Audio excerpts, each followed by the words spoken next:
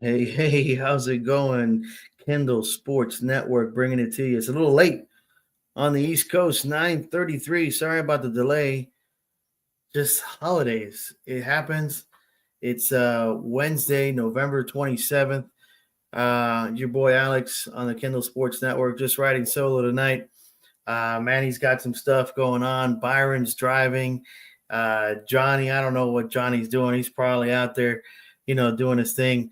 But just thought I'd hop in real quick, give you guys a quick little hurricane warning edition. Season 1, episode number 6. The Canes are 10-1. We play the Syracuse Orange. In Syracuse, going to be a little chilly, but it's in a dome. I like to call it the Carrier Dome. Don't know what the hell it's called right now. To me, it's always the Carrier Dome. Syracuse, New York. Shout out to the Orange men and the Orange women.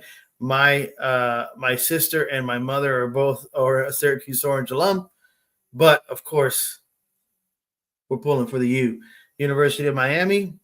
If they win and they beat the Orange, which is not going to be a walk in the park, guys. Syracuse is 8-3. And Kyle McCord, LaQuint Allen, their running backs. This guy is a special player. So the Hurricanes will have to bring their A game. We can't just go in there and lay down. This is a good football team. Coming off a couple wins over UConn, over Cal. So Syracuse is looking good. If Miami wins, then we have a matchup with the Ponies, the SMU Mustangs, okay, for the ACC title, and, of course, a shot in the college football playoff. So very exciting stuff. Let's recap last week's win over Wake. What do we got here? All right, so we're currently number 6, of course, in the CFP, and number 8 in the AP poll, coming in at 10-1. We're up 3 spots in the AP and up 2 spots in the college football playoff ranking right now. Teams ahead of us: Oregon, Ohio State, of course, with a big win over Indiana. Started off slow, but boy, did they lay a whooping on the Hoosiers. Texas, Penn State, Notre Dame. I don't know who the hell they've beaten, but I know who they lost to: Northern Illinois. You got Georgia, and SMU is right behind the Hurricanes at number 9 in the CFP and number 9 in the AP. Wake Forest didn't start off great, but we got in there, took care of business in the second half. 508 total yards, 280 over the air, 228 on the ground, 115 of it from Jordan Lyle. Remarkable 7 carries for 115 yards. So his yards per carry there was up.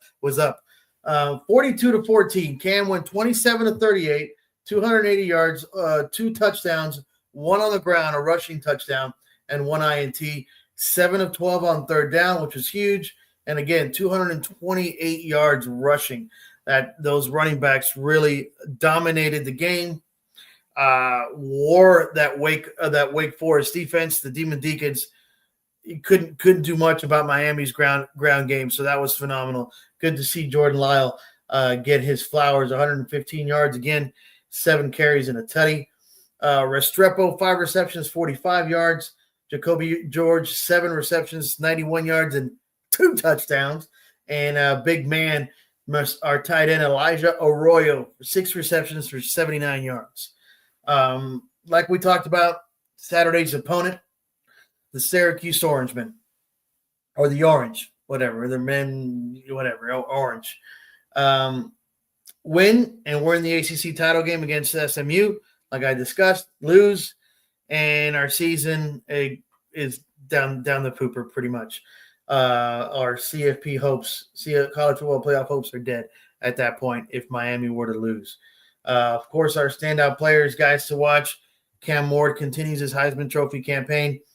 Xavier Restrepo I can't say enough of what Xavier Restrepo has meant to the Hurricanes offense, the number one offense in the nation, by the way, this season. That young man's been phenomenal. He's a great story. Great story. Came from absolutely nothing. Ruben Bain, Damian Martinez. Again, we'll see what Jordan Lyle can bring to the table against a very formidable opponent in the Syracuse Orange. Mark Fletcher Jr. Obviously, the keys to the game. We want to control the game, control the clock, right? Sustain drives, no crazy penalties. Run the football, establish the run game. That wears on defenses. As you can see, Miami has been a second half team. Rotate the backs. We got a lot of great backs that are ready to run the football and dominate the football game.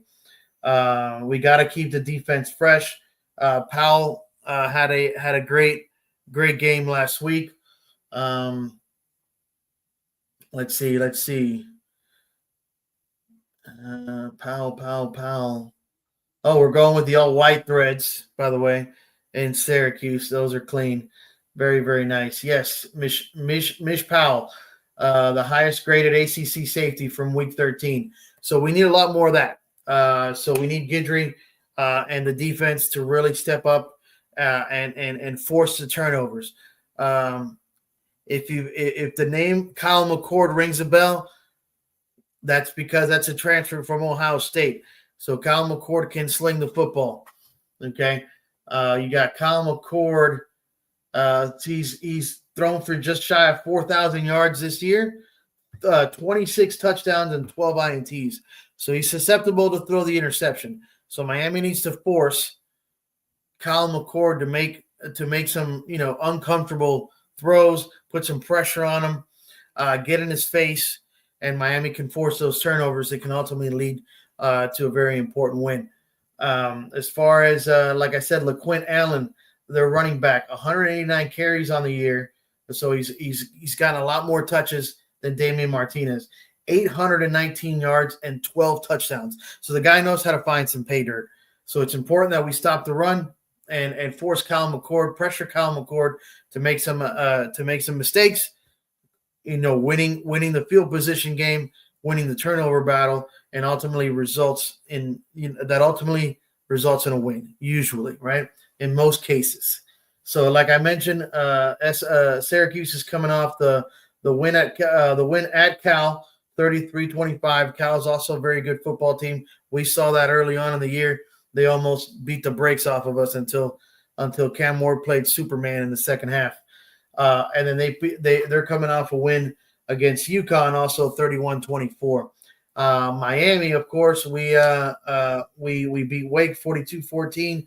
We had that heartbreak loss to Georgia Tech, and then early on in November we beat the Dukies and Manny 53-31. So Miami 6-1 in conference. SMU is 7-0. So yes, a win in the JMA Wireless Dome, which is what I just saw that it's called now, means that we face SMU in the title game. The weather, it's going to be cold. It's going to be cold. So I know these Miami players are used to some beautiful weather down in South Florida. It's going to be freaking like 33 degrees and possibly snowing in Syracuse. But it's a dome. So, but that place gets loud. It gets crazy. These Syracuse Orange are the real deal. And that dome, those fans come out and they don't mess around. So important for Miami to go in there and take care of business. We are 12-point favorites. The over 67.5. Actually, no, it opened at -12. Miami is currently -11.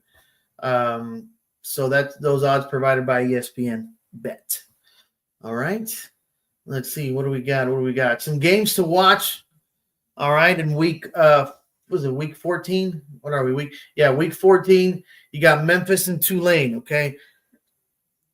The Green Wave. That's a good football team. A lot of people don't talk about Memphis and Tulane. A great game to watch. That's actually tomorrow night, 6:30 on Thanksgiving. A little Thanksgiving college football for you, baby. Memphis and Tulane. And then Friday we got some good games. Number 25, Colorado, Shadir Sanders, Shiloh Sanders, Travis Hunter, Dion, the whole freaking show over there in Colorado. Oklahoma State comes to town. They're 3-8. That's Friday morning on ABC or ESPN Plus. Then you got Michigan and Ohio State, except Michigan this year is 6-5. But Ohio State is 10-1. You never know. Michigan can fuck some shit up if they beat Ohio State, but we'll see what happens. Let's see some other big games. Cal, of course, goes to SMU, Gerald Ford Stadium, just down the street here from me. I am in Texas. If you all don't know, I'm in Wiley, Texas. But it's tough. It's tough being a UM fan and a Miami sports fan here in Texas. These Cowboys people are ridiculous. But the SMU faithful have every right to be excited. They just extended their head coach, Rhett Lashley. He's done a phenomenal job. If that name rings a bell, it's because he was an OC over here with the Hurricanes. So Rhett Lashley doing his thing over at SMU. Kudos to them. They got a great football team. They have a tough matchup against Cal. South Carolina and Clemson. That's another game to watch. An exciting matchup there as the Gamecocks go to Clemson to take on Dabo Swinney and the boys. Let's see. We got to limit the mistakes, guys. We can't turn the ball over. Of course, that's obviously always a key to victories, right? When you win the turnover battle, it usually results in winning the football game, unless you're playing Madden, right? Sometimes you can throw 5 picks in Madden, lose the turnover battle, and still win the game like 7-3 or something stupid like that. But not when it plays out on the gridiron, okay? We got to tackle. We got to tackle. Tackling, wrap up. Our secondary needs to do a lot better against a good Syracuse offense. Like I said, Kyle McCord's thrown for over just under 4,000 freaking yards this season, so the guy can put the ball up there. We're going to have to minimize that and stop the run game, right? So, hey, nobody said it was going to be easy, right? Syracuse is certainly not going to lay down. They're playing for a lot, right? They're playing for a nice bowl game. A win against Miami probably gets him in the top 25. For sure, I would think gets him in the top 25. But Miami needs to go over there and flex their muscles, right? Shannon Dawson needs to continue to do what Shannon Dawson has been doing. That's mixing up the play calling, running the football, establishing the run. That frees up the pass, man, to those dynamic receivers like the Browns, Restrepos, Arroyos, Jacoby George, all those guys. So let Cam Cook do his thing, but also run the rock. Very importante. What else we got? I think that's it, y'all. Just wanted to come in here real quick, do a quick little hurricane warning. My boy Manny taking care of the kiddos, taking care of, the family. Very important. That's what I'm going to do as well here in the next couple of days because I'm off work. Get excited. From Kendall Sports Network and everyone here, wishing y'all a very happy Thanksgiving. I'm going to try something right now. Maybe I can close with a cinematic recap from Week 13 against Wake Forest. Miami finishing undefeated at Hard Rock. That's awesome. The fans really came out. So really, really exciting stuff. So bear with me just a minute. Let me see if I can share this video. I'm not normally producing, so I'm going to try. Let's see.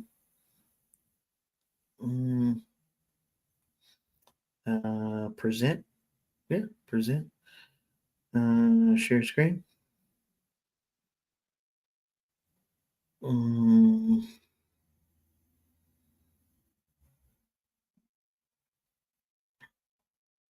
Okay. Oh, look at that. Boom. Also share audio. Yeah. All right. So check this out, guys. Oh, you know what? Stop sharing. I'm going to present over here. Share screen. Yeah. Cinematic recap. Beautiful. What kind of emotions were you dealing with earlier with your parents out here on Senior Day? Hey, all you seniors, man, we appreciate you. We appreciate every single one of you. Just trying to play my last game of hard rock, for them. What they sacrificed for me, just financially, and just getting me to places to show myself to the world. They're the reason why I'm here, so I'm just glad to get away. We're here surprising Cameron. He has no idea that I'm showing up for senior day. I'm super excited to see him, and I can't wait. Hey, Greg. Oh, my God.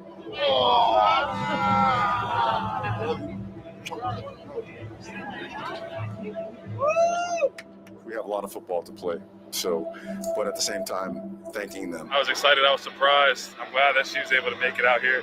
I know it means the world to her. It means the world to me to have her out here. I love them so much, and I wouldn't be here without them.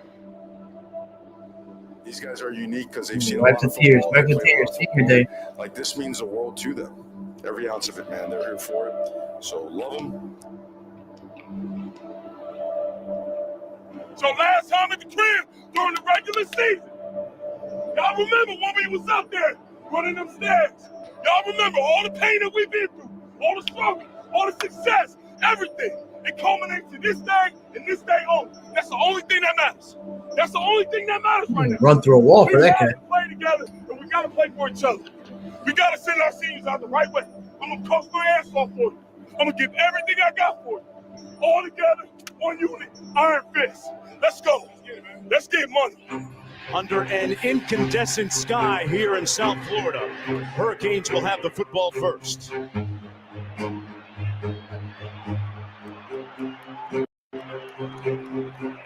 Martinez in the backfield. Restrepo in motion. Ward to the corner. Touchdown, Hurricanes. George.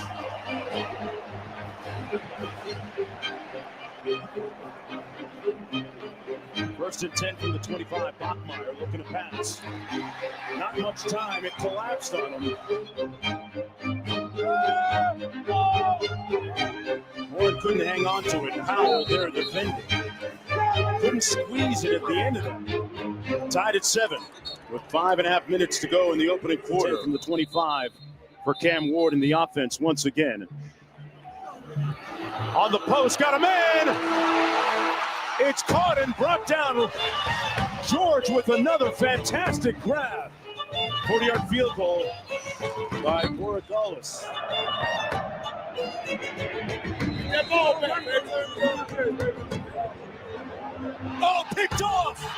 Oh, Powell with some power. Touchdown, Canes. How do you like me now?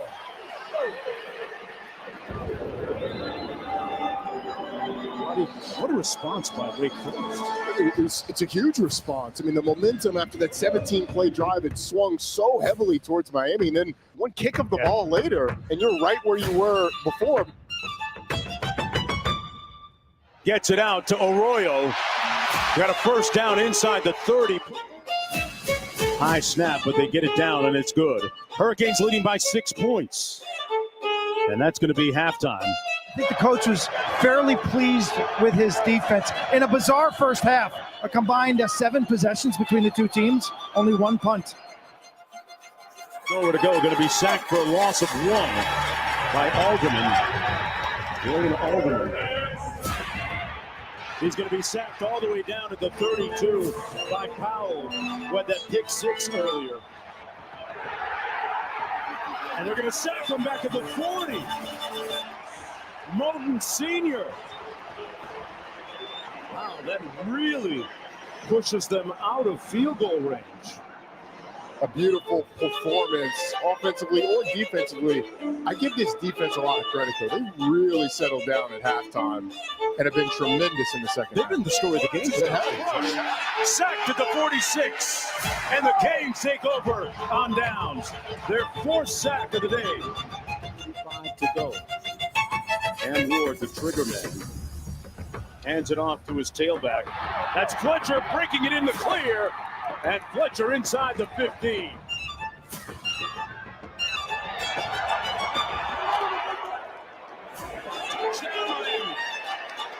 Hey, a little tush push. Now in motion. Ward, they get it. It's complete to Arroyo.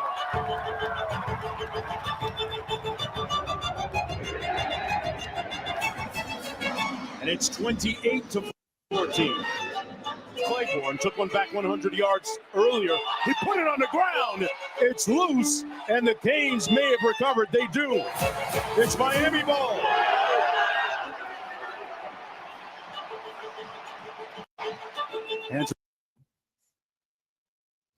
All right, that's all. It was out. It was all downhill from there, guys. It was Miami domination, complete domination in the second half, and it was beautiful to watch. The defense definitely came to play. So really excited for our defense. They're really coming into their own. So yeah, want to leave you with that, guys. Thank you so much for tuning in. Catch us on YouTube. Follow us on our socials. For now, TX_TSB. That's me, Alex, your boy, signing out. Have a happy Thanksgiving. Thanks for the love.